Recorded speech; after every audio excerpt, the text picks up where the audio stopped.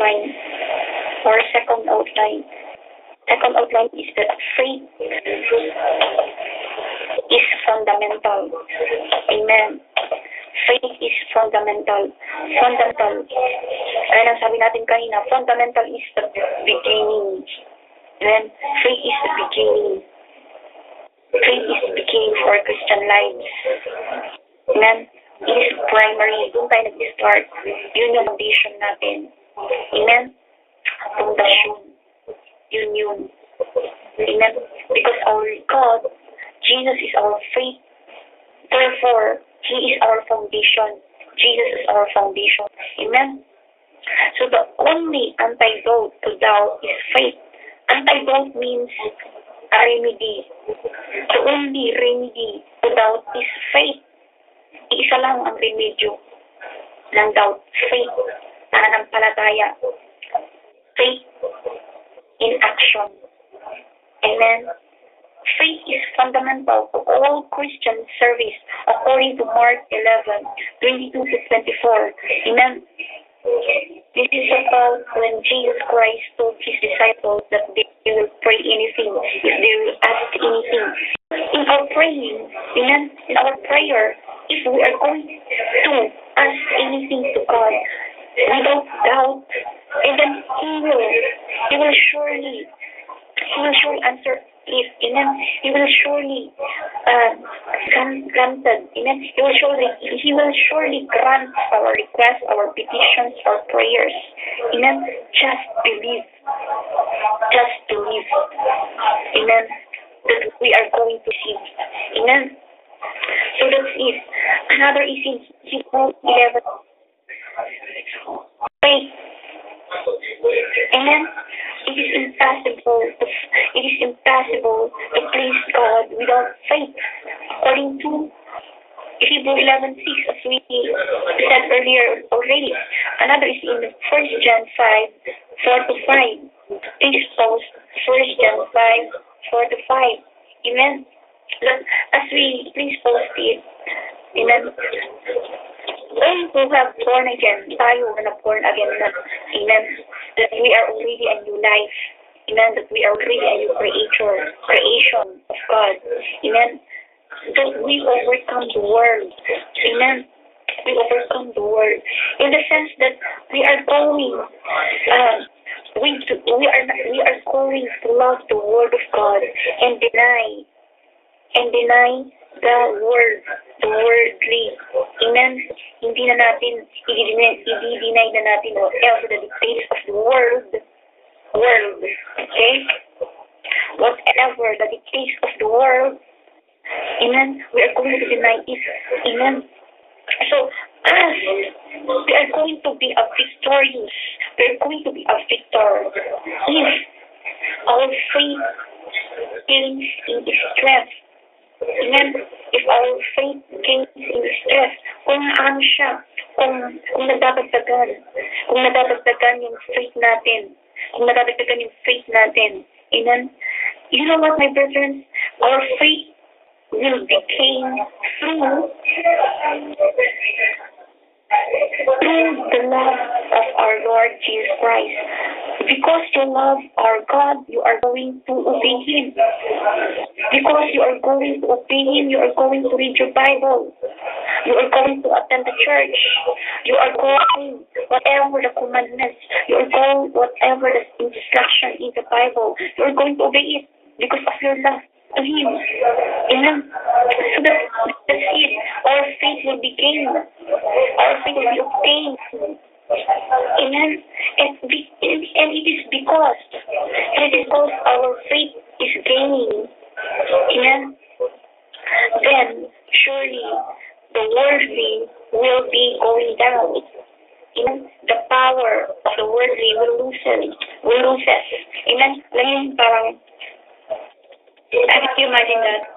Yung timbangan na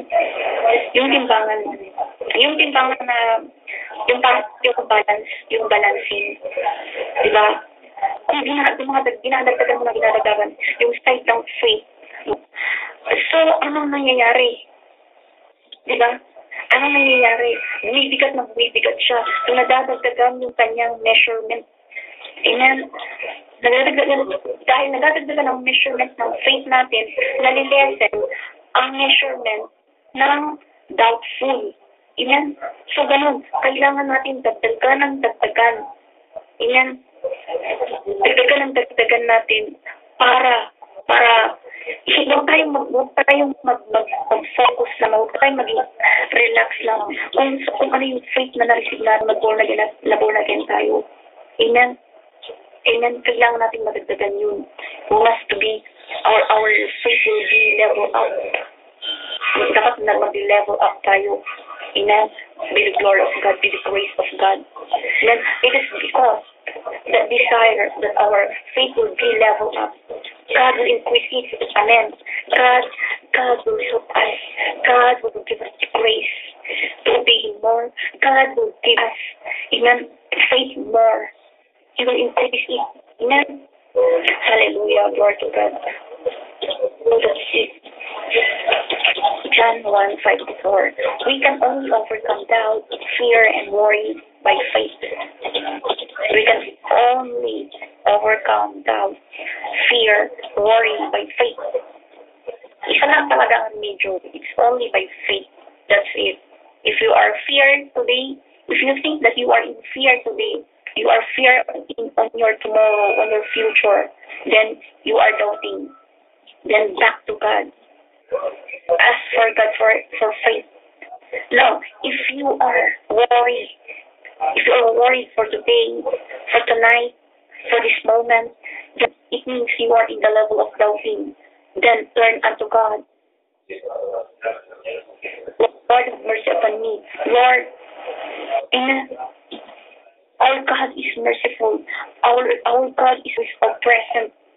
Is all present. He knows everything upon us. He knows our heart. Amen. The Lord Jesus told Thomas and all of us in John 27. Anong sinabi niya? Anong sinabi ni Jesus Christ sa John 27, John 20:27? Sabi niya that we should not be faithless, but believe. But believing. Do not be unbelieving, but believing. Sabi ni Jesus Christ to Thomas. So it is not only for Thomas, but for us believers. Believe. The more we believe the word of God, the less we doubt. That's right. According to Hebrews 10:23. As we said already earlier. Amen. The more that we are believing on the word of God, how would you believe on the word of God? Kung once a week ka lang nagbabasa ng salita ng Diyos. Kung every Sunday ka lang nakapagbulat ng Bible mo. How would that level will be add? Diba? Kung ano yung ginagawa natin sa araw-araw, nag-a-up yun. Nag-a-additional yun. Nag-a-additional.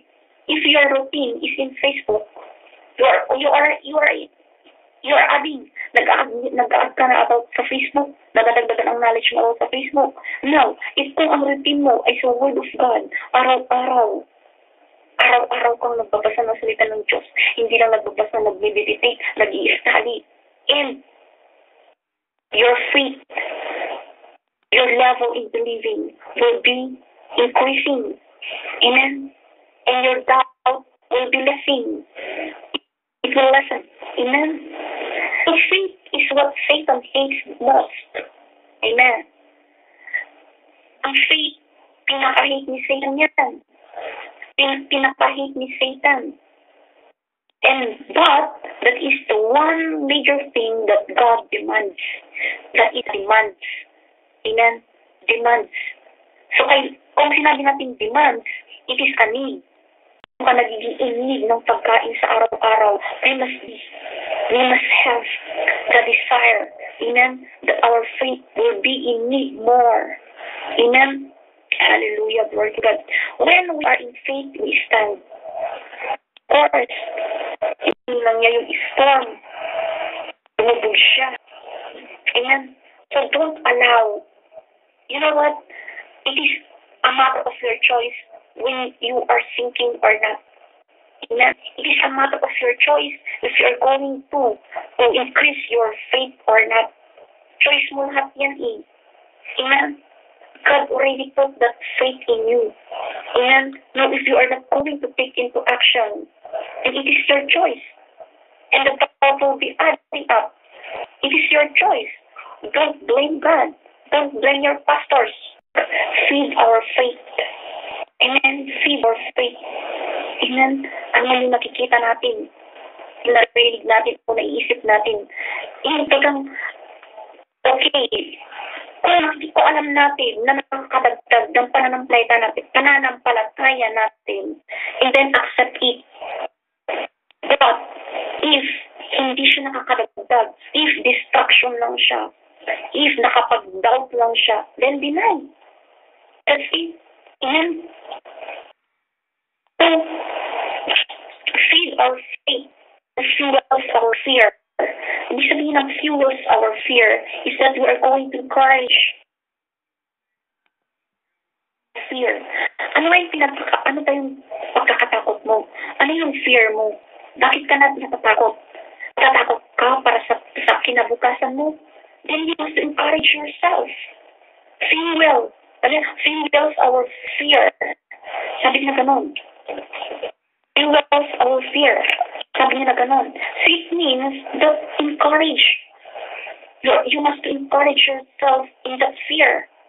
Encourage mo. Takot ka sa future mo. Then encourage yourself. Magtrabaho ka ngayon. Mag-ipon ka. Amen? Encourage yourself. Amen? Na walang makakatulong financially sa'yo kung hindi ka magtatrabaho. Amen? Amen? You must that faith to be in action. Amen? You must encourage yourself. Fuel your fear. Amen? Hallelujah. Keep your gaze off anything capable of bringing doubt. Amen? Amen? Keep your gaze off. Kung alam mo na nakaka-doubt na siya. And then, yun nga sabi natin sa kanina, ilimon natin sa ibang direction. Amen? Kung nakakakita ka ng kapatiran mo, ng Kristiyano siya, pero gumagawa ng masama. And then you're already doubting, bakit siya? Nagda-doubt ka na. At kung nakikita mo na ganun, if you are in a stage like that, gaze off. Huwag mo siyang bignan. He or she is just a human. Focus on God. Lahat ng tao nagkakamali. Amen? Lahat ng tao nagkakamali. Amen? Don't focus on Jesus. Sabi ni Pastor natin, focus on God, focus on Jesus. Sabi niya, huwag kayong mag-focus dun sa mga pastors. What I mean is that pastors are still human. Leaders are still human. They commit mistakes. Amen? Na kung nakafocus sa pastor mo, pastor pa man din siya ganyan-ganyan, leader pa man din siya ganyan-ganyan, you're already doubting. Nagkakasala ka niyan. Amen? So, but if we are going to focus on God, focus on Jesus, which is He never fails. He never, hindi siya nagbabago. Amen? He is still God. The God of the same, yes. He is the God of yesterday, today, and forever. Amen? He is settled God. Amen? He is a perfect God. Amen? Hallelujah. Glory to God. Gaze off anything. Amen? So, feed your eyes on the Word of God. Amen? Feed your eyes on the Word of God. So yun, instead na tumingin ka sa Kanya, feed your eyes. Pakainin mo yung mata mo, pakainin mo yung puso mo, yung pag-iisip mo, ng salita ng Diyos. And according to Proverbs 4:20-23, Proverbs 4:20-23. Amen. It is a commandment to do. Amen. It is a commandment to do. Amen. That we are going to set our eyes on the Word of God. Amen. So keep our heart, align our hearts to the Word of God. Amen. Because whatsoever in our heart, it will manifest in our action. Amen. Now, if we are going to feeding our hearts, if we are feeding our hearts with the Word of God, it will manifest into our action. Amen. And it is, and because you feed your soul, because you feed your hearts with the Word of God, Jesus will cease in your life. Amen. Hallelujah. Glory to God. So that's it. Feed our souls, feed our heart with the Word of God, because it will bring us life. Hindi lang life, a healthy life. Amen? Hindi lang basta buhay lamang, healthy, without sickness. Amen? Healthy life. Amen? Hallelujah. So the Word of God, amen, if to apply the principles in the Word of God in our lives. Amen? Hallelujah. Apply principles sa salita ng Diyos. Apply it. Amen. Na maging tataba, na ang salita ng Diyos ay magsisilbing tataba sa buhay natin. Hindi lang, sabi ng Panginoon, hindi lang sa tanapay na nabubuhay ang tao. Amen. Our God is the bread of life. He is the bread of life. Amen. He is the bread of life.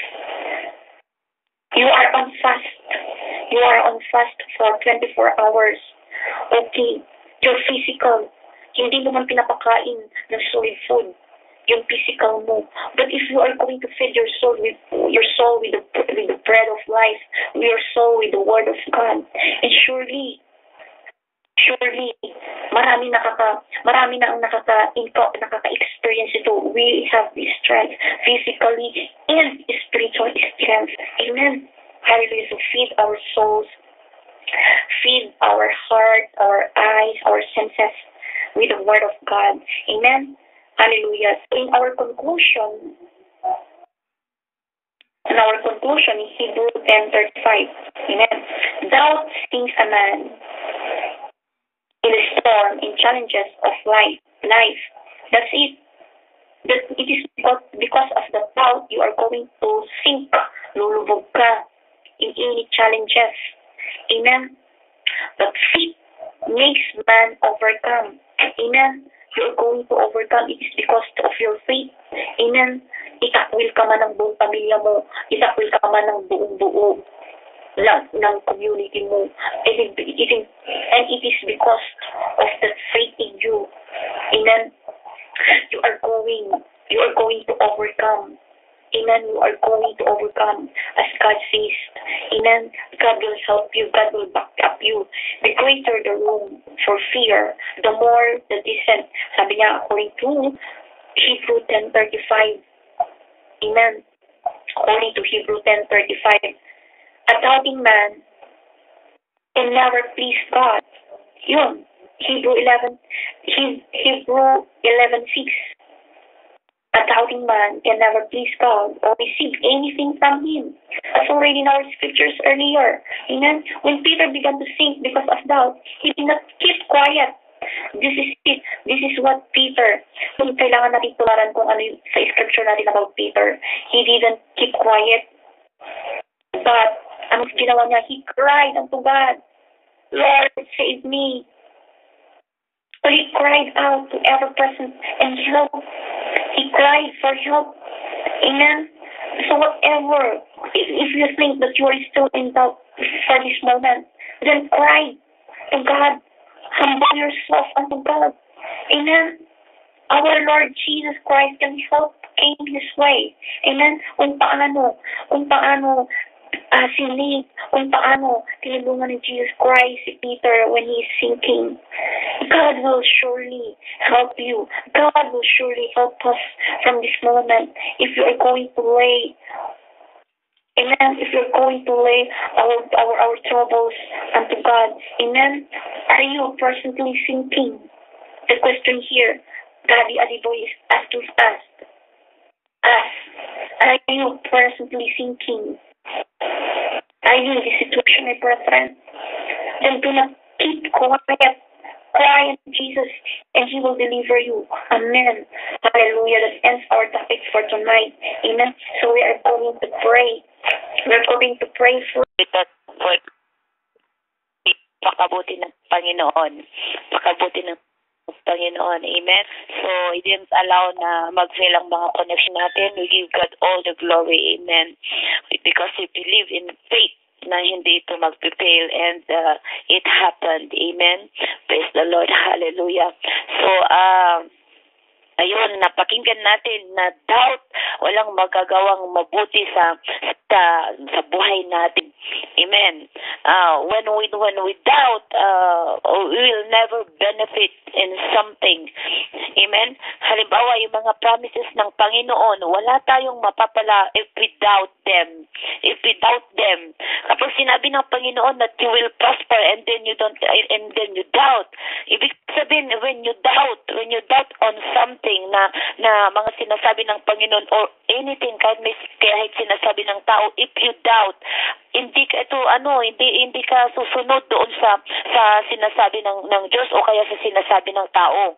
You will never give in to it. Hindi mo susundin kung ano may instruction because you doubt. Amen. So yung doubt ay hindi ito nakakabuti sa atin bilang Kristiyano, lalong-lalo na in terms po sa salita ng Diyos at sa mga pangako ng Diyos na sa Biblia, pangako niya sa atin mga anak niya. Kung tayo ay magdadoubt ay hindi tayo makikinabang doon. Kaya nga sabi niya, faith is fundamental. Yung faith, yun ang dapat ang unang yun ang dapat na lagi nating laging nasa puso natin. 'Di ba? Oo. Totoo yung fact kanina, fact is not always the truth. Okay, the fact is ang mga tao ay nagkakasakit, but the truth is, sabi niya sa Biblia, by the stripes of Jesus we are healed. 'Di ba? Yun ang katotohanan. 'Di ba? Na kahit pa and then kahit pa yung nadi-discourage tayo, kagaya ng si Peter ay nung na-discourage siya doon sa mga waves sa mga alon, ay siya ay nagsisink. Siya ay nagilumnod. Siya ay lumubog na siya because of the discouragement and the doubt. Nung makita niya yung mga alon, nag-doubt siya na makakalakad kaya ako dito sa tubig. 'Di ba? Doon siya lumubog kasi yung concentration niya hindi na sa Diyos kundi napunta na doon na-divert na doon sa mga alon. Yung ngayon because of the doubt. And then sa kanyang paglubog, we thank God for our God is so merciful. Na anytime na kahit palubog na tayo, anytime na tumawag tayo ay iangat niya tayo. Amen? Amen. Praise the Lord. So napakabuti na ay napakahalaga na kailangan ang faith natin, yung doubt ay mapalitan ng faith. Yung paway natin ay dapat maalis na yon. And our faith in God. Amen. At doon sa mga pangako ng matinding pananampalataya, yun ang kailangan natin. Yung doubt ay kailangan ng iwalay na natin sa ating buhay. Diba? Lalo na patungkol sa ating Panginoon, sa mga pangako niya. Diba? Kailangan natin, halimbawa, dumating yung time na we are discouraged. Naku, balik natin yung ating pananampalataya sa Diyos, yung ating faith, yung ating paniniwala sa Diyos. Kailangan yun ang ma-strengthen. Amen? In times of trouble, in times of problema, kailangan natin ng manampalataya sa Diyos na merong solusyon sa mga problema natin. Diba? In times ng paghihirap, kailangan natin manampalataya sa Diyos na there is hope, may pag-asa, na everything is subject to change. Yung sitwasyon mo ngayon, it is subject to change, hindi yan mananatili. Amen? Amen. At napatunayan natin lahat yan. Yung ginagawa ng Diyos sa mga buhay natin. Diba? Lalo na sa mga panalangin natin na when we believe that God can do something, ayun ay dahil naniwala tayo at yun ay tinutupad ng Panginoon. Amen? Amen. So, ayun, believe God, have faith in God. Minsan hindi natin nakukuha ang kasagutan sa panalangin natin because of lack of faith, because of doubt. We are doubting. Nagdadoubt tayo, sagutin kayo ng Panginoon, tuto kaya to. Kapag when we offer or when we sow a seed, naku, ano kaya to, may papalitan kaya to ng Panginoon ng mas marami, yung ganon. We doubt. Diba? Kaya hindi natin nakukuha yung nakalaan na pagpapala doon because we doubt. Pero but when we believe, diba? When we believe God, tandaan ninyo, the seed is, the harvest is always greater than the seed. Yan. And let us believe it. Kapag sinabi ng Panginoon, give in shall be given you, katotohanan yon. And then kailangan maniwala tayo. Amen? Alam mo, kahit ba nagbibigay ka, kung hindi ka naman naniniwala na ibabalik ng Panginoon yung pagpapala sa'yo, wala kang matatanggap. You need to believe. Amen? Praise the Lord. And ayun, maraming salamat sa inyo sa mga nakakasama natin sa online Bible study. Yung answered prayer, it's a celebration.